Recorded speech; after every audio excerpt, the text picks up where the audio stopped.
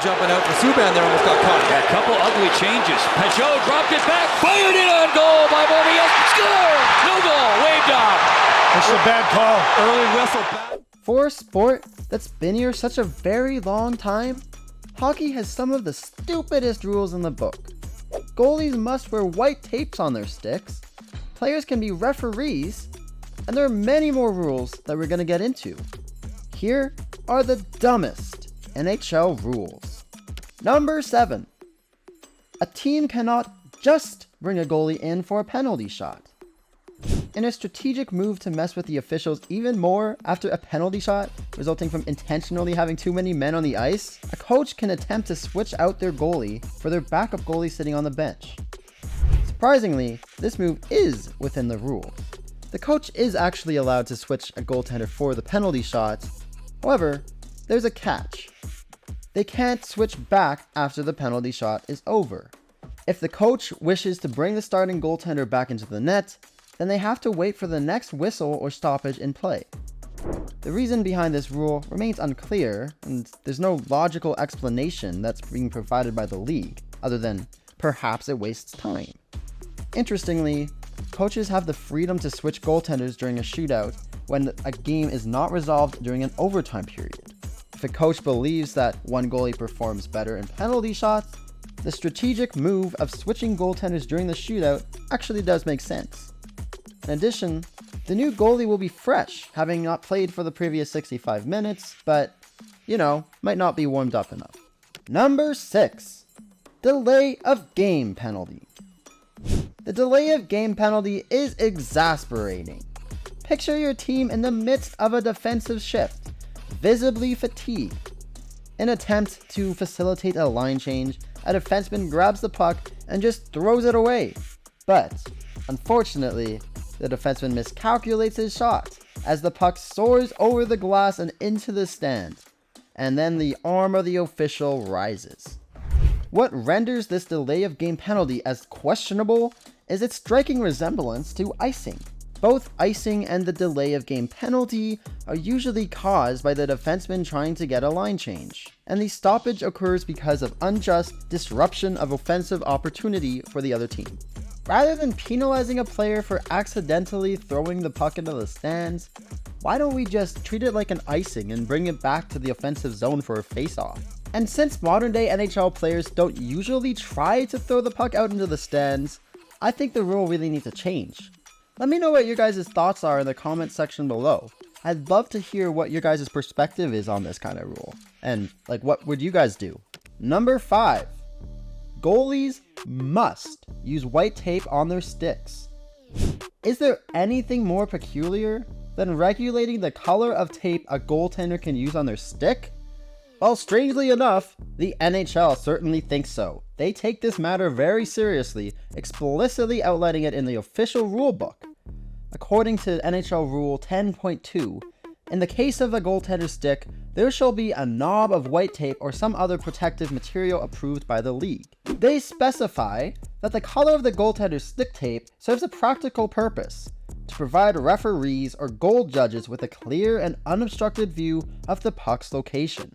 And while this may be a very old rule, it ultimately works in favor of the goaltenders, because it prevents confusion during net scrambles, where the knob of the goaltender's stick could be mistaken as a puck. Number 4. Teams can only have one goaltender on the ice. Now, why in the world would a team ever consider having more than one goalie on the ice?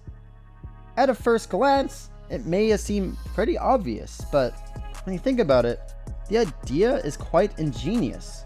Picture the chaos on the ice if a team were permitted to deploy a second goaltender. Just envision a 5-on-3 penalty kill with one skater and two goalies defending the net. While it could make an entertaining game and a significant shift in strategy, it would likely lead to a dramatic decrease in goal scoring. Perhaps NHL Rule 5.3, which prohibits more than one goalie on the ice, is a wise choice after all. If you're enjoying this video so far, don't be a bender. Hit the subscribe button, hit the like button, help the algorithm, help us grow, and back to number 3. Number 3.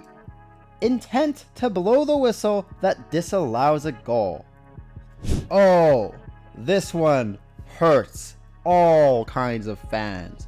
If you've ever seen a goal being scored, but the whistle was called, or the intent, not even the actual whistle, the intent of a referee going to blow the whistle, disallowed the goal. Oh, that hurts. Let me know what you guys think about that one. Tell me your worst moment, your most hated moment when this happened to your team. Anyways, for those who don't know what this rule is, Rule 31 states on the NHL website, as there is a human factor involved in blowing the whistle to stop the play, a referee may deem the play to be stopped slightly prior to the whistle actually being blown. The fact that the puck may come loose or cross the goal line prior to the sound of a whistle has no bearing if the referee has ruled that the play has been stopped prior to this happening. This rule stands out as the only one that permits a referee to openly admit an error and make a change without relying on a replay. This empowers the referee to retroactively declare the play stopped even if the puck enters the net before the whistle blows. However, the flaw in this rule lies in its implementation, as once the referee retroactively blows the play dead, there is no mechanism for reversal. Consider a scenario where a referee, out of position, on the other end of the ice, okay, maybe not that extent, but you know what I mean, out of position during an offensive chance, loses sight of the puck. Attempting to blow the whistle, the puck trickles past the goal line for goal right before the referee acts. The referee then disallows the goal, asserting a retroactive whistle. And upon reviewing the play, fans may observe that the goalie never secured the puck, and it had a clear path to the goal. Had the referee been in the correct position, the whistle would not have blown. A replay reveals no misconduct, indicating that the play should have remained live. A video review could, in theory, address this by allowing the puck's visibility on the replay to dictate whether the ruling on the ice should be overturned. However, if the replay official loses sight of the puck with all available replays, then the no goal on the ice would stand. So, come on Toronto, get it right. Number 2. If no refs or linesmen are available to officiate, players can take over. That's right. As we delve deeper into these rules, their absurdity comes more apparent. Yet, this particular rule is officially documented in the NHL rulebook. In essence, it states that if due to misadventure or sickness, the appointed referees and linesmen are unable to officiate, the league will make efforts to find suitable replacements.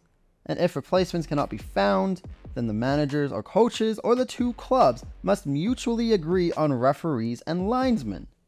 This is insane. Rather than just canceling the game or rescheduling the game, the NHL deemed that this was the right option. Again, this is a very old rule, and back in the day when the NHL was smaller, this actually did happen at least a couple of times. This convoluted phrasing essentially implies that if there are no officials available and the league cannot secure replacements, players from each side would be tasked with officiating their own game. While this scenario is unlikely to occur in an NHL game now, it harks back to the days of street hockey where players called their own penalties and determined high-sticking incidents. The challenge, of course, is thinking about how exactly would players maintain impartiality. Like, would you want to penalize your own teammates and then after the game, after being an official, your coach comes out to haunt you? I don't know. Or negating a goal for their own team? Like, who would do that? Come on. Number 1. Too many men? The rule regarding too many men in the ice is indeed a regular minor penalty, but with an intriguing twist. Accidentally having too many men on the ice results in a minor penalty. However, there have been instances where the coaches intentionally exploit this rule, leading to amendments in the NHL rulebook. Legendary coach Roger Nielsen, baby, was known for pushing the boundaries of this rulebook. In a strategic move, Nielsen would deliberately send out players when killing off a 5-on-3 penalty because he knew that his team could not be penalized any further. Similar incidents involved coaches intentionally disrupting breakaways or odd man rushes by deploying an extra defender onto the ice. Now, recognizing the strategic advantage, the league introduced a rule penalizing teams with a penalty shot if they intentionally send too many men out onto the ice. This adjustment aimed to curb the deliberate exploitation of this rule for any strategic game. Alright, Benders. If you're in for more NHL content, don't be afraid. Leave a like, subscribe, and let us know in the comments section what quirky or strategic rule would you create in the hockey game to add an extra twist, similar to the goalie swap during a penalty shot or the too many men rule. Share your most creative ideas. And don't be afraid to let us know in the comments section if there's something we could improve on or if there's something we missed in this video. All your support is greatly appreciated. So, thanks for watching this video, and see you next time.